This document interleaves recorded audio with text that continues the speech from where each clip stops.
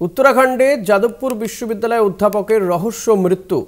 দর্শন বিভাগের অধ্যাপক মৈনাক পাল বন্ধুদের সঙ্গে আলমোড়া বেড়াতে গিয়েছিলেন।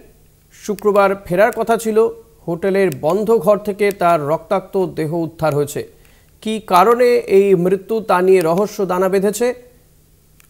যাদবপুর বিশ্ববিদ্যালয়ের অধ্যাপক উত্তরাখণ্ডে গিয়ে তার মৃত্যু ঘিরে রহস্য দানা বেঁধেছে। বন্ধুদের সঙ্গে আলমোড়া বেড়াতে গিয়েছিলেন। শুক্রবার ফেরার কথা ছিল। হোটেলের বন্ধ ঘর থেকে তার রক্তাক্ত দেহ উদ্ধার হয়েছে।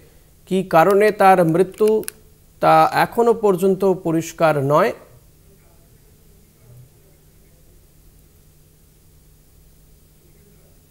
যাদবপুর বিশ্ববিদ্যালয়ের অধ্যাপকের রহস্য মৃত্যু। উত্তরাখণ্ডে গিয়ে আলমোড়া বেড়াতে গিয়েছিলেন বন্ধুদের সঙ্গে দর্শন বিভাগের অধ্যাপক মৈনাক পাল। শুক্রবার ফেরার কথা ছিল, কিন্তু হোটেলের বন্ধ ঘর থেকে তার রক্তাক্ত দেহ উদ্ধার হয়েছে। কী কারণে তার মৃত্যু তা এখনো পর্যন্ত পরিষ্কার নয়।